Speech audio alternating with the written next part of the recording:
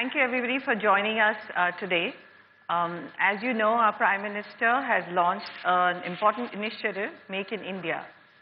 And that comes at a time that's very opportune because India's share of manufacturing as a percent of GDP has actually declined in the last few years from about 16% to about 12.9% now.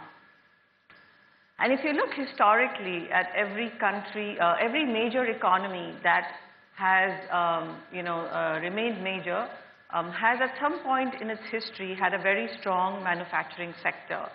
Starting first with England in the Industrial Revolution, then the United States, then Japan with its own unique way of manufacturing, and now China. So much so that today China's share of global exports is about 17%, while India is only 1.6%. So for, as we've seen historically, every major economy at some point was a strong manufacturing hub and then paved the way for other countries. So as China looks to become more of a consumer-driven economy and wants to shift away from manufacturing, there is room for other countries to capture that market share. So is it time for India now? That's the question, and how does India get there? So I wanted to ask Ms. Sitharaman the question on, if you look historically, every Asian economy that has actually succeeded in building a manufacturing hub has carefully selected high-impact sectors and then given them the policy tools and provided them whether it's tax incentives, subsidies, an enabling environment to make those sectors do well in manufacturing. Have you thought about in the government which sectors India is going to back in terms of manufacturing and then giving them the enabling environment? Even as we were talking about pinning our hope on the manufacturing sector, while that being the primary route for reviving the economy, which has been, if I can say, in a strong word, with a strong word to express how it has been in the last 5 years, to revive a languishing economy, we certainly marked out manufacturing sector as the route towards that revival, whilst of course making sure that agriculture gets its importance and the advantage that we had and which we still continue to have in the IT and service-related sector. We wanted the manufacturing sector to get the due attention that it requires and be the instrument through which the economy can be revved up. And in that, even as we were talking about Make in India in September with the Prime Minister launching Make in India as a very big campaign, nearly 25 sectors have been identified for giving a good thrust and push. And therefore, yes is my answer to the question. No, a follow-up question on that is that as you think about manufacturing in India, there are lots and lots of challenges that India faces, and we'll hear some of them from the other panelists. What are the key areas that you want to reform, and how will you prioritize the timing of some of those? I'm going to give you a slightly larger than required answer. There are two sides which we have to look at. One, clear up a lot of undergrowth which has come in, which actually is becoming the hurdle in small and big regulatory kind of rules which have come in over the period. And that is not just 5 years, over the decades. So first thing first, we want to remove the undergrowth and facilitate. Simultaneously, I will take it to the other side of the coin where this Make in India campaign is not so much for just get the investment to make in India, but simultaneously and more importantly, understand that it is a mindset change that we have to bring in. What is the mindset change? Which we start from the government rather than asking everybody else to do first. Government will now have to be very clearly understanding its role and playing the role of a facilitator rather than a regulator. And we want to be sure that that change in the mindset gets reflected in every one of the change that we want to bring, either in the laws withdrawing or bringing in newer acts, or even fine-tuning the rules with which certain laws are being implemented. So essentially, we are very clearly communicating to everybody that we are not anymore sitting up there and saying, oh no, you should be doing this, you should not be doing that. On the contrary, we want to be clear that we facilitate anyone who wants to come into India to do something, and for those who are already here, help them to remove the struggle that there is in establishing and also running a business. So we are going to have to spend our time in identifying all those things which can be broadly categorized as undergrowths, remove them, and make sure that it meets the expectation of those who want to make in India. Saying, yes, this is fine, you've cleared it, but we want something more. Yes, we are ready for facilitating it. And similarly, ensure that where we are expected to facilitate, either from the point of view of getting more infrastructure, better infrastructure, talking with the banks to understand, for instance, large industries have some kind of requirements in finance, whereas the small and medium ones have a different set of requirements. We need to talk with the banks to understand the requirement of each one of them and ensure that financial inclusion, just as we've gone down on the Jan Dhan route to make sure individuals get covered who have never been in the realm, we also want to have banks to understand that the way in which you facilitate financial, the credit lines or requirements or working capital or whatever, for a large industry could be well understood and probably is going fine. But the small and medium enterprises, and why are we interested in them? Not only because they also are part of the Make in India, but they are the biggest source of employment. Growth without employment is the one which gave us the kind of image of a country which is talking so much about growth, but actually the purchasing power of every citizen is remaining where it is or getting worse off because of the inflationary pressures. So unless this good growth impact is moving over in terms of more job creation, you're not just going to be able to do much. And not only therefore, we want to help SMEs because they have to be there, they contribute a lot to the economy, but we also see them as an essential source of employment generation in a large, in large numbers. And therefore, mindset change, enabling with greater investment and clearing of infrastructure related projects, for which environment also is a very big issue, environment clearance is an issue. Bringing in banks to help are all things which we are looking at in order to say Make in India is not just for making in India, but how does one facilitate to make that making in India possible? There's a lot of unutilized capacity still in the manufacturing sector in India, and the economy obviously is not still on its strong footing. So as we think about stimulating the Make in India initiative, I guess the first thing that would probably needed to be addressed is how do you make the existing manufacturing capacity get better utilized? And in regard of that, I guess one of the key issues is dealing with the state governments. You said that you don't, you want it to be more of a enabling environment where you don't tell people what to do, but it's a mindset change. But how do you work with the states without telling them what to do? In fact, the Prime Minister set the tone on that by saying India is not going to progress unless every state progresses. And in that he started using the expression Team India, where it's not just the union government but also the state governments which will have to be taken on board, consulted, and with their view on board we move forward. There is actually a lot of ground level work which is going on that. Even as we talk about Make in India, we have appointed nodal officers in every ministry in the union government, just as we have appointed officers in every state to interact with us and with the states to prioritize on areas in which we have to help. We are taking on board state and states' requirements because each state has its own USP. They also have their endowments which are typical to that state.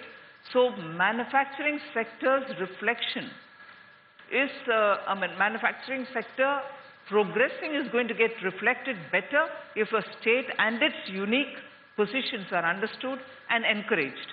So we are working with the state governments, and in fact the industrial corridor picture that we're coming out with, whether it is your Bengaluru to Mumbai or Mumbai-Delhi, which is much talked about, or Amritsar to Kolkata, are all passing through several states.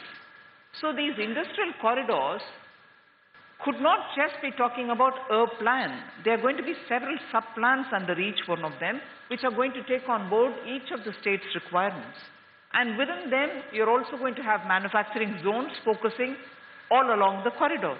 So it is a multi-layered, multi-dimensional, which is going to take every state on board.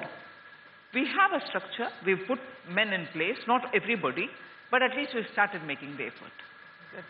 So in fact, I want to ask the other panelists, based on your experiences, how and what are the challenges you are facing. So Mr. Bhargava, you obviously have a lot of experience dealing with India's manufacturing sector and automobiles, and you have a lot of experience with labor unions and dealing with issues. One of the critical elements is labor reform. How much change have you seen over the years, and what more needs to be done?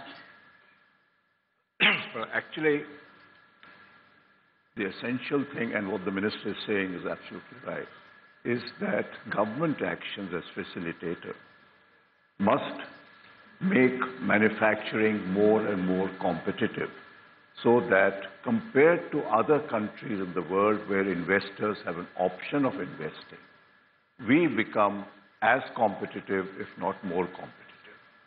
I think that's the bottom line of what I think the minister is saying, that what we're leading up to is making India a highly competitive manufacturing country. The factors which go into making a country competitive are virtually almost everything which we can think of. Minister mentioned agriculture. Agriculture is extremely important for making industry competitive, because the demand for industrial products will come largely from the rural areas. They are the people with the lowest levels of consumption and therefore the highest potential for use. But unless agriculture grows and productivity grows, this market remains untapped. We've been seeing in the last 5 years that our fastest sale of cars is actually happening in the small towns and the rural areas. So it's a huge potential. That's why that becomes important. What the Prime Minister is doing about the improvement in the ease of doing business in India, the World Bank ranking. Now, those are all factors which ultimately will result in shortening the time for making investments, reduce the kind of paperwork and harassment which takes place in starting up a business, all of which means lower cost. Inputs, a whole lot of inputs which come to industry today are at a much higher price than what is made available to other sectors of the economy. There have been good reasons for it, but without going to the fact remains that unless industrial inputs are not used to subsidize the rest of the economy, you won't get that kind of competitiveness. The minister mentioned small, medium industries. Small and medium industries have a huge role to play in growing the manufacturing sector in India, because a supply chain and the manufacture of components in scale, in volume, is something which every manufacturer relies upon. The automobile industry, Sunil, I don't know what his percentage is, but we buy out more than 70% of the value of a car from the vendors, and they are small, medium, even micro manufacturers. But what is important is that those who supply to modern manufacturing industry must have an incentive to grow bigger, to improve quality all the time, to improve productivity all the time, to reduce cost. The present definition of small industries doesn't lead to that, because there, by putting a definition in terms of capital investment, you are virtually putting disincentive to growth, a disincentive to technological upgradation. So the automotive sector is, India's automotive sector is about the 4th largest in the world, and it's one of the few places where India is competitive in manufacturing. So what lessons do you think, or what has this sector done right? Is it government policy? Is it, private sector? What can other sectors learn from it? So if you don't mind, I'll go back a little bit to what was being discussed earlier. I want to reiterate the point the minister made is very, very critical.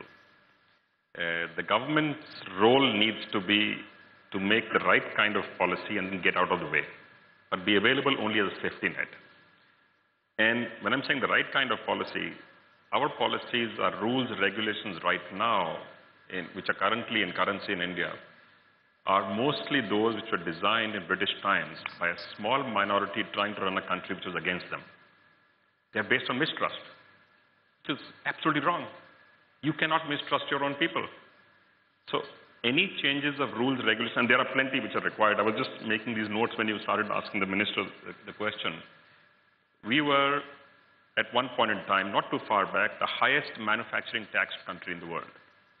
Certainly you need to fix that. Our infra burden is very high.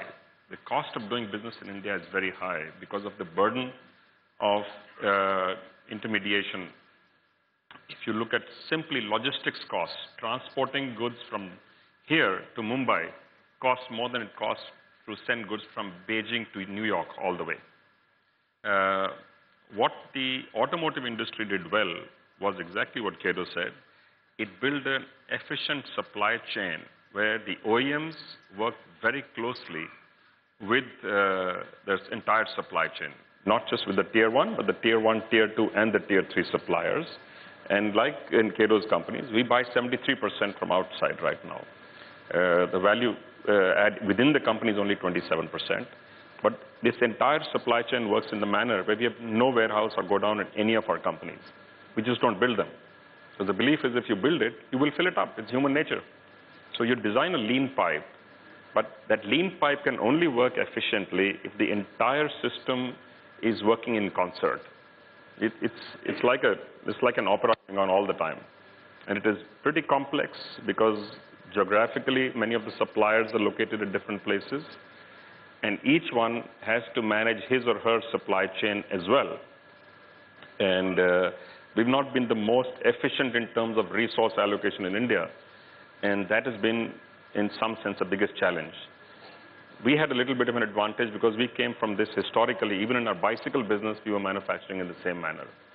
But the automotive industry in India has done a very good job in two specific areas. One is, some years ago, I'm trying to remember, it was probably 12 years ago, the decision was taken to make India the hub for compact cars in India. And that's been very, very successful.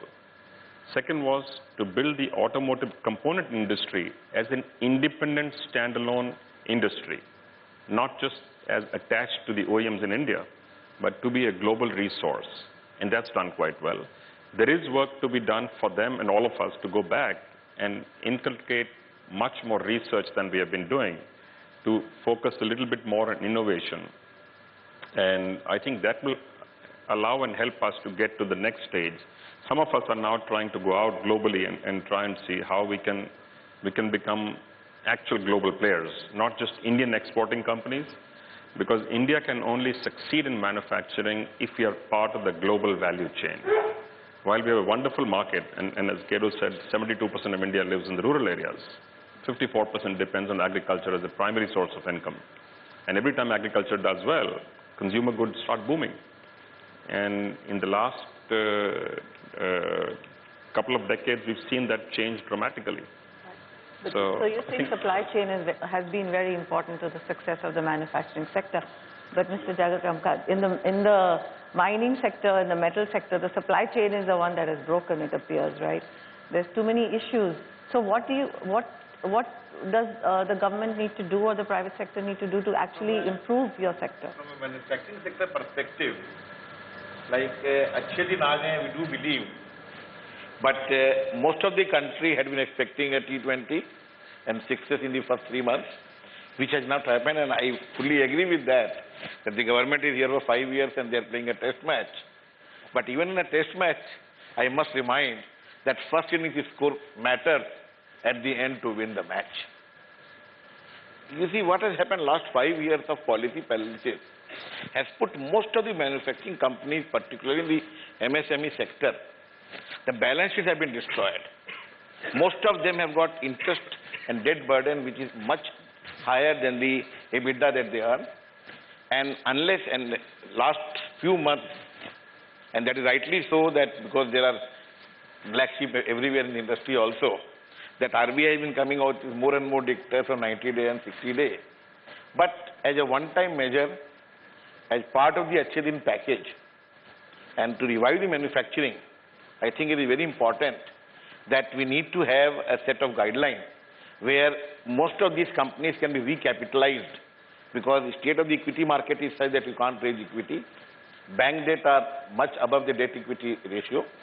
So you have to recapitalize and give them a second chance to come up and make in India a success story. So I'll turn to you, Sir Agrawala. GE invests in lots of countries. We've heard from our various esteemed panelists, supply chain, we've heard other sort of ways in which India can become more competitive. And of course, Mr. Bhargava thinks India is fairly competitive in automotive. But from your vantage point, how do you compare what's happening in India and the policy guidelines that have come out to what you see in other countries? And can India become competitive? So first, I think the short answer to your question is absolutely, and most certainly so India can become, or India is already competitive and can become even more so. But let me take a step back. For a company like GE that operates right across the world, let's face it, every country in the world today wants manufacturing to be done in its own country exactly for the same reason that we were discussing, which is to create jobs. So India is not unique in its desire to create jobs for its people. It's a universal feeling right across the world. So how do you therefore then decide where you go and invest in manufacturing? I'd say the number one criteria is the size of the domestic market. And we all know that India, by any yardstick, is a substantial market. And I'd say that for manufacturing to succeed, the larger we can get that market to be in terms of access, in terms of size and scale at which opportunities are allowed to be accessed, I think that much more will be the attraction for manufacturing investment to happen. Let's take the case of infrastructure. The larger the scale at which we decide to build maybe our power sector, our aviation, our defense, manufacturing will follow by itself. And I think country after country has been doing this. So the first point I'd make is the size of the domestic market is extremely crucial to get it going. You can build exports on top of that, but basically the size of the domestic market is crucial. The second, I would say, the huge advantage we have is, of course, the caliber of skills. Now, skills, of course, you'll have it at two ends. One is, of course, basic skills, but at the higher end for sophisticated equipment, capital goods, equipment that goes into infrastructure, I would say we are uniquely positioned where we have these skills to kind of make all kinds of sophisticated and high end of capital equipment. When we go around the world and try and set up manufacturing facility, we don't find the same degree of skills that we have in India, and that's a unique advantage that we have. Lastly, I would say that I think it's important for us to innovate what is it that we would need to meet our needs within our country. We can't possibly adapting or adopting products innovated in the West for our needs over here, be it from a point of functionality, be it from the point of view of affordability, but we need to innovate ourselves. And I think innovation and manufacturing go hand in hand. We need to therefore do a lot more to make sure that we encourage people to innovate, come out with solutions that are relevant to our country, and then go about manufacturing. So, Ms. Sitharaman, as he said, the domestic market is very important, and of course we have a very young population that needs to get employed. Now, as we think about the manufacturing sector in India, does the government want to focus on import substitution so that India's current account gets more favorably balanced? Or is it actually for the domestic demand itself that you really think the manufacturing sector should be working towards? See, the domestic demand argument is a comfort argument. You have the domestic demand, so production happening here will certainly find its market, but certainly also can aim at export. But I think equally, and probably in some cases, more importantly, is the capacity building argument, where you want to have investments coming in with technology, or you're opening up sectors where you want that technology to come in because you want to build capacities within India. And in the long run, as the Prime Minister quotes, in defense sectors matters. Why is it that we wouldn't want to export? After you open up, and which is what we've done, at least certain segments within defense to open up, invite investments which come with technology, and also those without, but those which come with technology, in order that we are able to build our capacities, sustain it at that with domestic demand. But in the long run, your capacities should have acquired such stature that you should be able to export. So I think we are very clear when we are giving impetus for manufacturing, underlining that with our commitment to open up more markets, bringing in FDI and so on. It is done with an intention of capitalize on your available market as much as you would talk about building capacities. Good. So as you are actually been traveling and meeting governments in other countries and doing trade negotiations, are you finding other markets receptive to Indian Absolutely receptive, and they're very curious to know what are the benefits and how are we going to make it actually easy for them to come and invest. They're keen to know that we have moved so fast in terms of opening up on something like defense, something like railways, about which Suresh Prabhu has been talking, my senior colleague in the cabinet, has been talking very elaborately in your previous session. So the responses that we get, the views which are emerging from people with whom you talk when you're abroad, is clearly that, one, they are surprised that we have been quick in opening these sectors. Two, of course, are curious to know, will this be continued? Will the Prime Minister be clear that he is moving forward in this area? And will we honestly be able to break a lot of those molds which are set in over the decades? So the curiosity, I think, is very clear that they are keen to come into India, but they want all the assurances from the government. The whole world believes something's going on in India. Nobody quite knows what's going on.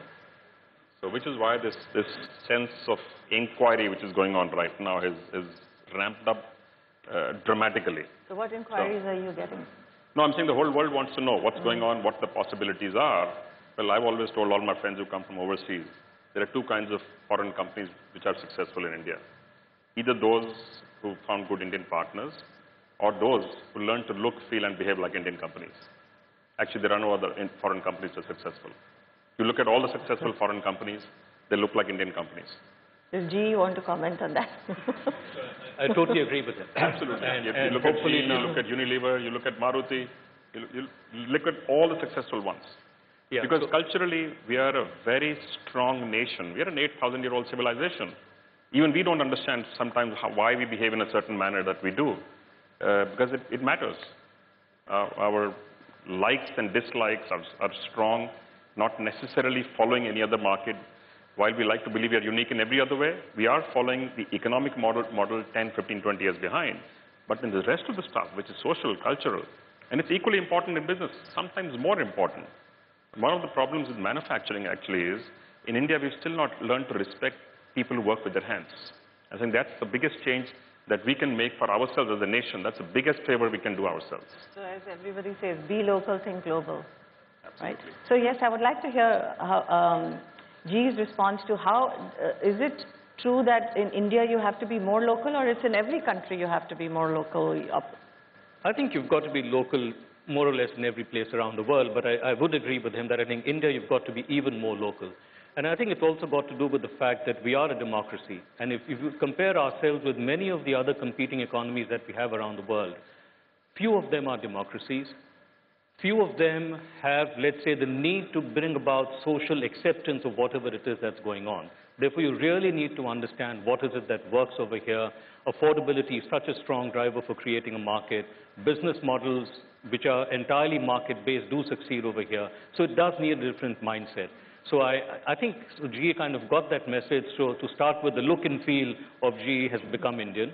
And I think even the thought process, you need to have products and solutions that are relevant and work for the people over here. Will GE invest more on the margin? Will GE invest more money in India or China in the manufacturing sector going forward? So fortunately for GE, we can invest in both. We would have the But on the margin, where will you put more money? I think it's entirely to the point that I made earlier. There are certain sectors where we would invest more in India, where we can, again, innovate. So if you look at healthcare, for example, where we can innovate at price points which are affordable and so on, and we are investing a lot over here. And there are certain other sectors where we would invest in China. So it's a bit of both. So Mr. Bhargava, the government has laid out this very ambitious plan, 25% of the GDP should be in manufacturing in about 10 years. Do you think it's realizable, or is it seeming too ambitious? See, it was certainly realizable. We thought it was realizable a few years ago when we were growing rapidly. Then we had a bad period of several years, and then we thought that every plan had to be put down. And then, over the last few months, we've gone ahead actively because we are now convinced that, yes, it is realizable that India will become a big market. Because one thing you must understand, that the automobile industry and how the economy performs are very closely interlinked. Each supports the other. If the economy starts growing, the demand for automobile industry goes up. If the demand for automobile industry goes up, employment goes up because the automobile industry generates a huge amount of employment downstream of the manufacturing in terms of people who buy cars and what all goes to service, maintain and operate those cars. There are lots and lots of activities. And they in turn create further demand and therefore car industry goes up. We've seen this happen in China, we've seen this happen elsewhere. Over a certain level of income, the demand for cars just shoots up. And I believe that with what is let's say, work in progress at the moment with the government, these things will happen. And we will get that demand. So we are going ahead very rapidly with all our expansion plans now. Mr. Jagatramka, is there one thing that you think the government needs to tackle very importantly and urgently first? I think the minister had rightly said herself, ease of doing business. And by ease of doing business means tinkering with small regulations, with small rules and antiquated rules that hinder business on a day-to-day basis. Basically converting the inspector Raj to an enforcement Raj, where every regulation, every rule must be enforced 100%, and what is not enforced should not be there on the statute book. Then only the industry can work in a well-oiled manner. At this point, I think I should open it up to the audience for questions. But before I do that, I wanted to see a show of hands. How many people here in the audience believe that the Make in India initiative is actually realizable by, to sort of make India's share of manufacturing as a share of GDP about 25% in 10 years? How many people say, yes, it is realizable? Thank you. And how many people don't think it's realizable? I guess nobody wants to raise their hand on that. So there is one or two. So could we ask the gentleman there who said, no, it's not realizable, why?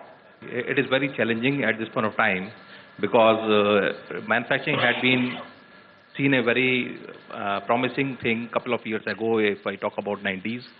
Then even in 2005, Commerce Ministry has come with a Special Economic Zone Act, which was very much liked and was being promoted very well at that point of time. But unfortunately, we see a decline in that enforcement. Today, we hardly see Special Economic Zone giving and delivering what is expected out of them.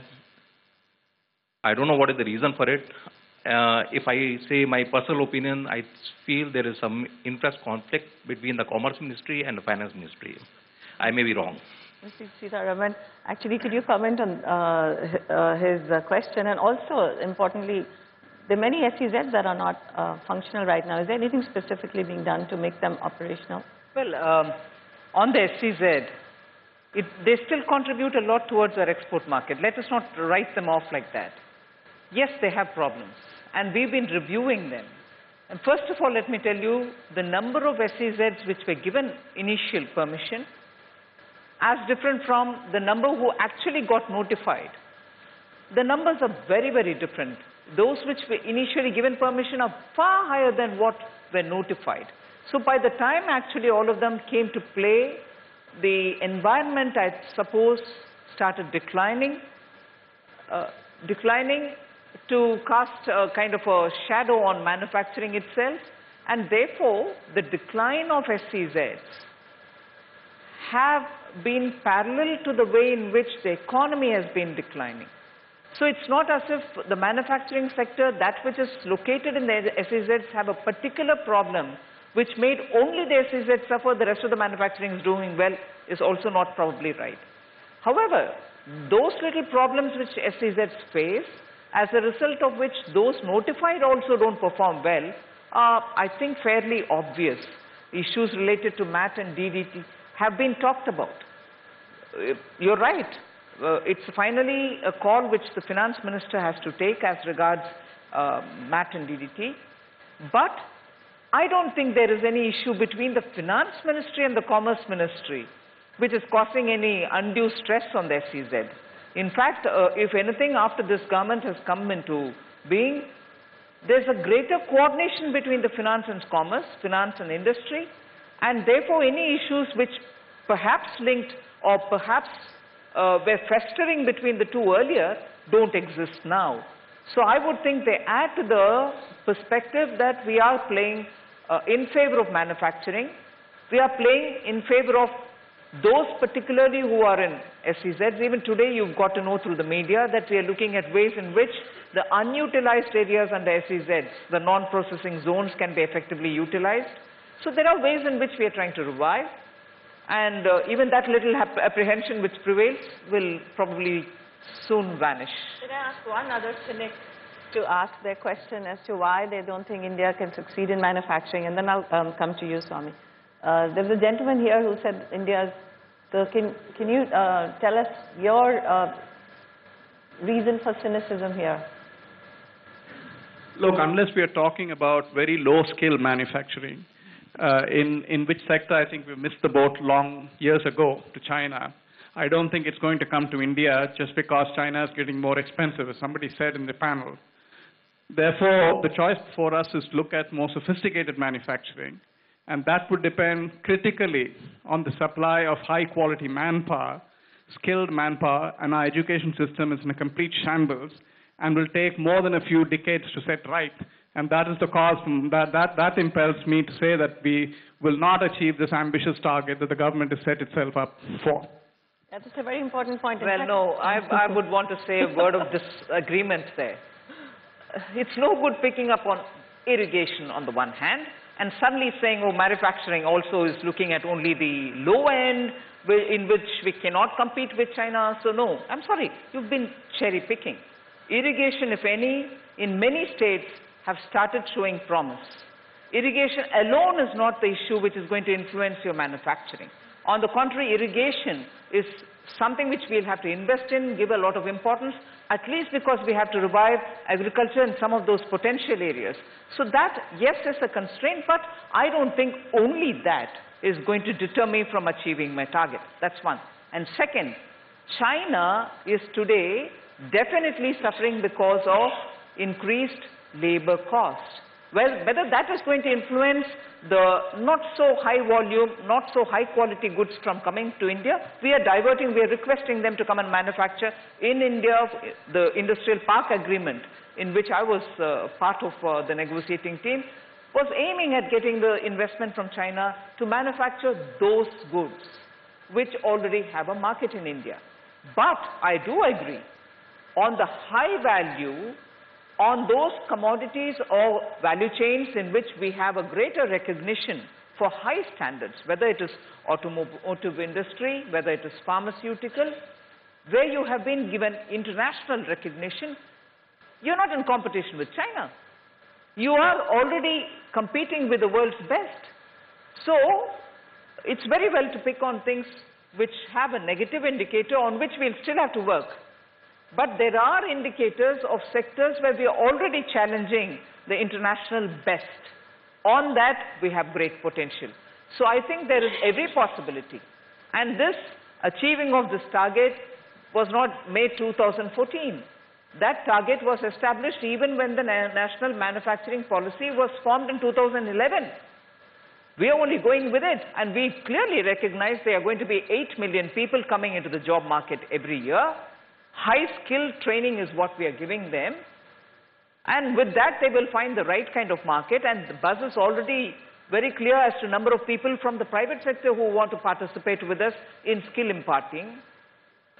And besides that, 2011 onwards, if they had very clearly, by the time 2022, you were going to give 100 million jobs, we from the NBA have a track record of having done that kind of, link with jobs, link with skills for the newer entrants into the job market, even during our last NDA regime. So it is an activity in which we have proven our credentials. So we shall do that again. So I think it's perfectly possible. Actually, I want to ask Mr. Bhargava just add to what the Minister said. Suzuki has 2 joint ventures in China to manufacture cars. And I once asked them to compare the Chinese joint ventures for making cars and the Maruti project. And the answer they gave me was that in terms of productivity, in terms of quality, in terms of volumes, in all respects, we were better than the Chinese companies. So, and this is, let me add, this is before any of the steps which are going to be taken, which are being taken, which will reduce costs of manufacturing substantially. I believe there is enough that because of the kind of distrust which has existed between industry and the government and between bureaucrats and the politicians, all costs have gone up. If we actually come down to what we can do in terms of lower costs, I believe manufacturing in India will be far more competitive than in China. I'll just add on one line to it.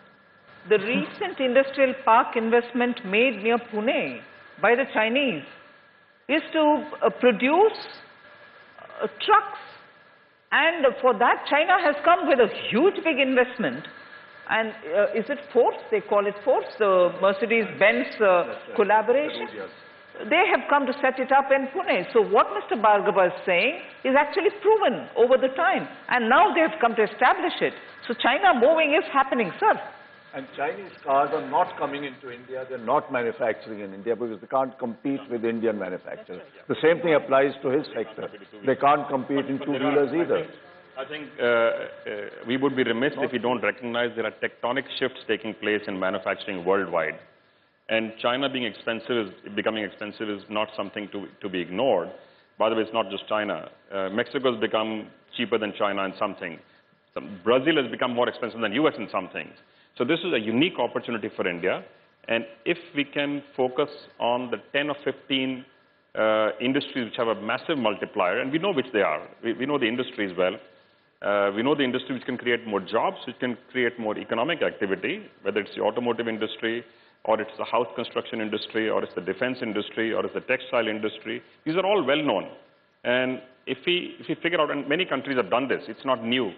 If we can figure out the policies which will be relevant to ensure that we do become global leaders in 4 or 5 of these and have a massive growth in those within the country, it is eminently possible to do, but it needs a whole lot of different things to be done to make it happen. So I'm going to turn to Swami. I hope you have a provocative question. Yeah, okay. Let me get something very fundamental. You abolish the Planning Commission. That's just fine. Here was this organization which, frankly, if you ask me, pulled figures out of a hat, a target here, a target here. It was all put together. They were all politically correct targets. You never found any industry dying or declining in the planned targets. Everything always went up. So these were figures just pulled out of a hat. Okay, you now abolish the Planning Commission 5. But to me, the 25% manufacturing thing is also a figure pulled out of a hat. It is not the result or consequence of anything. It is part of, if you like, a wish list. And if you ask me, part of the kind of things the Planning Commission used to do. And To me, I would say you need to focus on is the ease of business in every sector good? Where is our competitive advantage?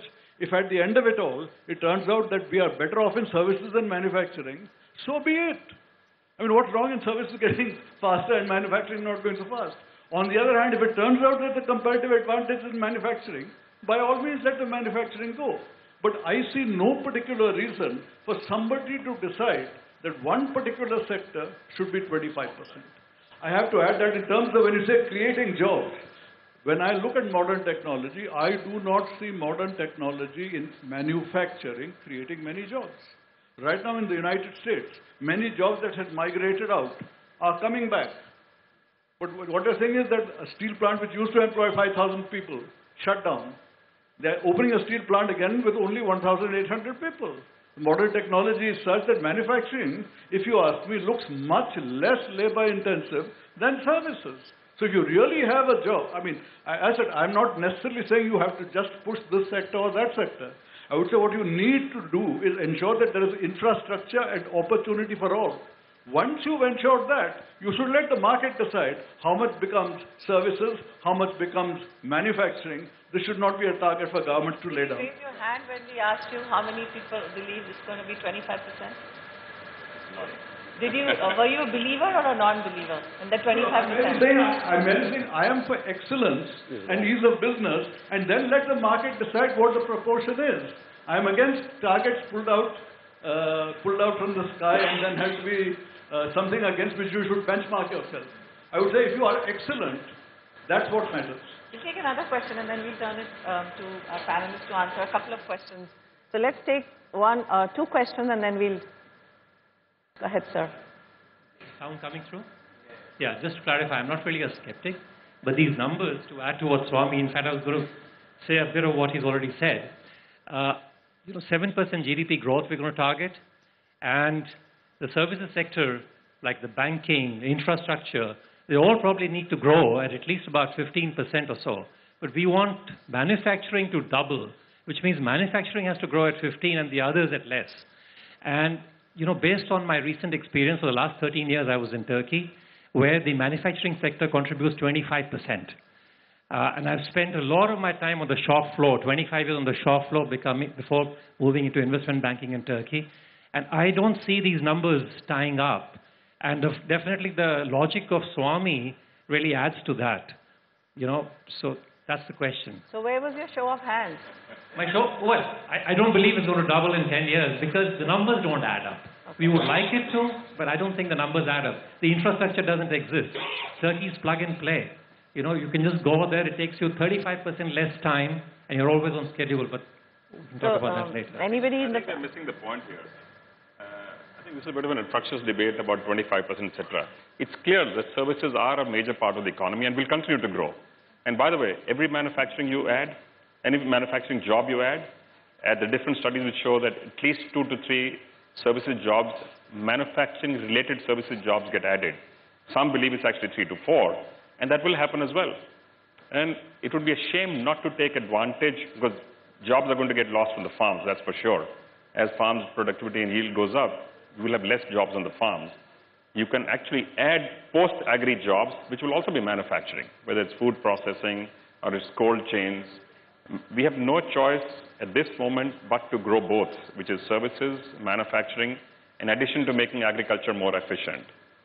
The others, the services are already growing, which is the reason that manufacturing needs more attention. And as I mentioned, our regulation in India for manufacturing over the last 60 years has actually been to depress manufacturing. The small-scale policy we had would discourage any growth. It said, by the way, if you remain small, I will give you an incentive. The moment you become large, I'm going to punish you. If you actually read the policy, it doesn't use these words, but that's what the message implies.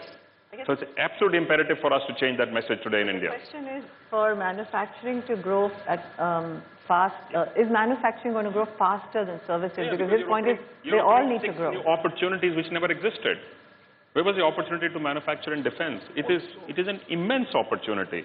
So urbanization will open many new manufacturing opportunities which never existed. Infrastructure will open many new manufacturing opportunities, which never existed. You've conceived the world's largest ever infrastructure project ever conceived on this planet. And I think you referred to some of them. These are giant-sized projects which will require manufacturing of this type, size, and scale that we never had in this country. And it is also believed India will not just develop new manufactured or new designed products, it will also develop new business models which will get used in India as also overseas. Which is why it gives one hope to say that this is actually, it's difficult of course, there's no denying that, but it is doable. Whether it's going to be 25% or 20% or 26%, I don't know the number. It doesn't matter. It doesn't even matter actually. That's Mr. what I'm saying. You wanted to comment? I was going to add, with no country of our size, the number of people sorry, who are looking for a job can ever hope to find employment for all sorry, in the services sector. The services sector is already 60%. It grew to this level largely because the IT sector and the related BPO and other industries grew very rapidly from the early 2000s. That growth has flattened out. All the other services which require retailing and banking and such things are dependent on some products which will support those activities. Where are those products going to come from? The kind of education which you are requiring for the services sector is quite different from the blue-collar workers which will come into the industry. So employment in manufacturing is a must. And I believe, Swami, you're not correct. You just look at the direct employment in the factory. That is not, I'm sorry to say, the way to look at employment which industry generates. You must look at the total employment generated by that industrial company, both upstream and downstream of that factory, and what would be the impact on employment if it didn't exist. A commercial vehicle, a truck, generates something like 5 jobs for every truck which is put into the market. 2 drivers, 1 cleaner is the minimum which is employed by each truck. Then there are the loaders, unloaders, and all the other activity which is relating to trucks. 16.8 million in automotive, by the way, direct and indirect, today in India. Cars generate jobs in not only the retailing part of it, workshops, repairs, service, drivers, cleaners, all kinds of jobs get generated. His point is right though. And we need to make the market competitive. So what we are saying is not to give subsidy, but to take away the hurdles. That's all we are saying. But there is no subsidy. That's the point. I'm responding to Swami's point. Just take away the hurdles. That's all. There's nothing wrong in government saying we have a target for manufacturing. By all means, if you can't fulfill that target, because nobody can force anybody to get to 25% manufacturing, it will happen if the market absorbs 25% Exactly. Why will it happen now? No. I just want to... You may think I'm bringing in a semantics-based argument into this, but it is important. Whilst the market may decide that way, that if manufacturing's contribution goes up, naturally there should be a fall somewhere, either in agriculture or in the service sector. It is not as though the government has fixed up 25 to say, I'm going to deny service sector's growth to have manufacturing sector to increase.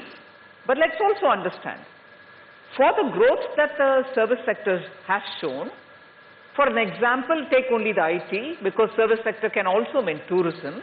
But here if I strictly confine myself to the growth in IT and IT-enabled services, many things which are required from the manufacturing sector for the growth of IT comes from outside. Can it not be produced in India? That's make in India, that's manufacturing in India. That would push up the manufacturing contribution to Indian economy. So, to think that government targets are such that it is an imposition on one, saying manufacturing you have to at any cost reach 20, at the denial of some other sector doesn't work. You're pushing it with a hope that it will contribute that much to the GDP. And that is a larger policy understanding. It's not as if government is going to resort to the license quota permit Raj and to say we are going to deny service sector to prop up manufacturing.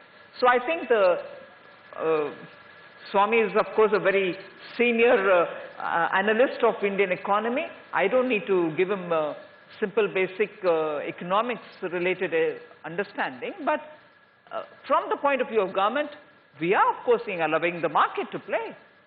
You know, I mean, this government certainly doesn't want to interfere in the market.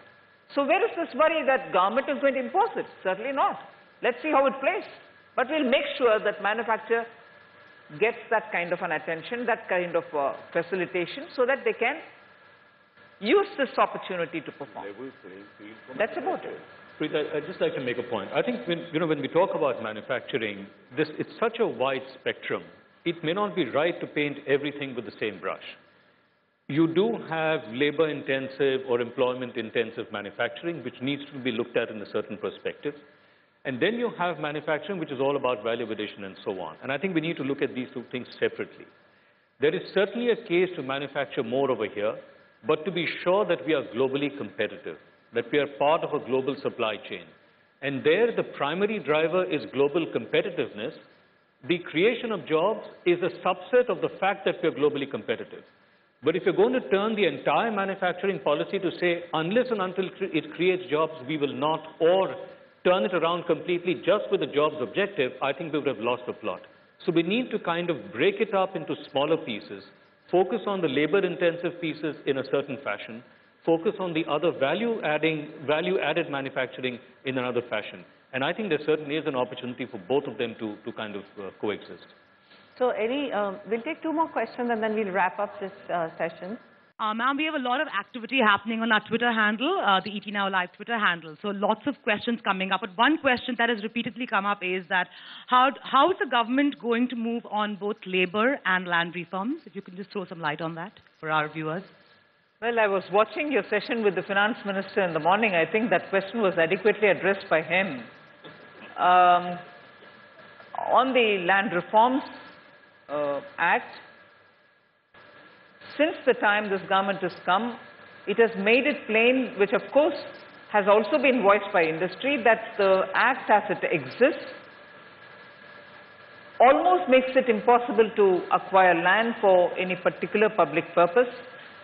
And the Finance Minister had also once mentioned somewhere else, if I remember correct, that even for defense purposes, it is going to be impossible to get national defense purposes.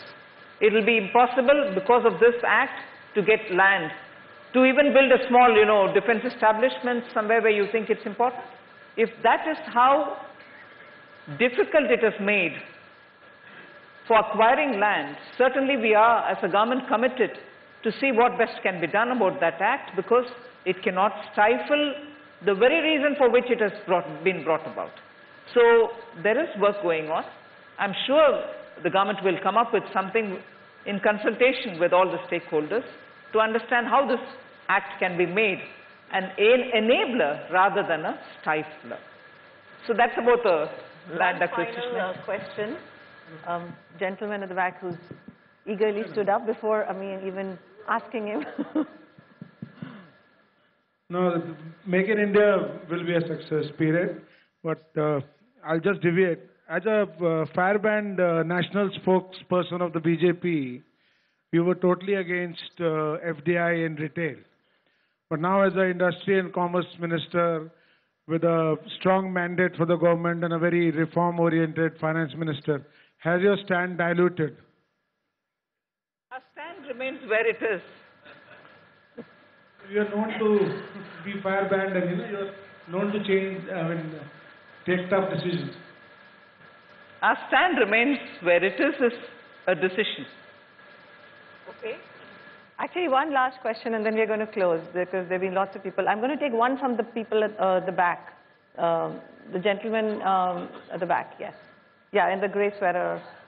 It's more of a suggestion rather than a question. Like in late 90s, we had written a mission plan for us in the IT sector, wherein a strong association in the form of NASSCOM was lead managing the entire growth and development of that particular industry. So instead of getting into the controversy of whether we should push the service sector or we should push the manufacturing sector, what I would request is that we should identify important areas of our economy. In each of them, we should get it lead managed through an important association of theirs, and as a government, as a policy measure, provide all the support which is required. In return, set them the target which they would be able to achieve in a foreseeable time. I suppose you've articulated the government's position. There is no controversy in spite of people questioning me on that. They tried to see if they can ask me to answer a question which sounded controversial, but no, I don't think even they mean it. There is no controversy between the service sector and the manufacturing sector or anything of that kind. Ma'am, laid down business plan would help a lot. What has happened is that right now we don't have an agenda in terms of development which we would like to look up to available in the public domain. Are you sure? The moment I do it, you will tell me why is the government dictating to us? We don't need your business plan, we'll do it ourselves would be the answer. Ma'am, it could be a kind Okay, of I think we will move on to any other question out there. In fact, I want to ask Mr. Okay.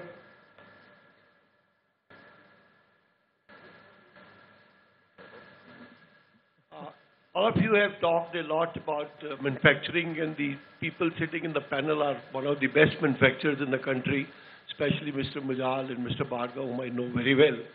What are you going to do on R&D? In the case of telecom, which is the import bill is going to be more than the petroleum import bill, and nothing much has been done in R&D in the case of telecom. So you have to devote some time to put up your manufacturing to give some more time and benefit in the case of R&D. That is my suggestion. So, actually, do you want to comment? Because I know you are at GE thinking about innovation as a very critical element of manufacturing and innovation going hand in hand. That's right, Punita. And I think right in the earlier part of our session, I did make the point. I do agree that innovation and manufacturing go hand in hand. Without innovation, I think manufacturing would not be sustainable in the long run. And the point that innovation for our market, particularly in India, is different, it's unique, and I think we need to devote a lot more time and attention to it. So I think there are increasingly a number of companies that are doing that, and I think those are the ones who are, let's say, more successful and are there for the longer term. So I see a lot of that happening as we speak. Okay. Also, it's another one of the big opportunities. If our fab facilities come up in India, potentially our import bill should come down significantly, because that is one of the largest potential new opportunities for India is electronic hardware, whether it's entertainment, telecom, communication, or IT hardware. I think Let me also add on the R&D. You know, we are just about completing a 2,000 crore R&D facility in Rohtak. It is as modern and as well equipped as any R&D facility which Suzuki has in Japan. And that is one part of it. We have about 1,300 engineers who are working only in R&D. That's one part of R&D. But the other thing, as Mr. Agrawal said, is small innovations which also lead to improvement. That is actually as improvement as any attempt to do major R&D. Every year, our workers, we have about 20,000 workers, come up with over 3 lakh suggestions of making small improvements in quality, cutting cost, improving quality and productivity. Okay, so that also keeps happening. No, great. I think we have to wrap up now. I've been told to wrap up the session. So, but thank you all for joining us today. I think the most important thing is it's a mindset change that India is embarking on, and the numbers will come later, but first the mindset changes, and then we start manufacturing and go full strong with the Make in India initiative. Thank you. Thank you very much. Please come on the stage and hand over this memento to Master to hold our hands.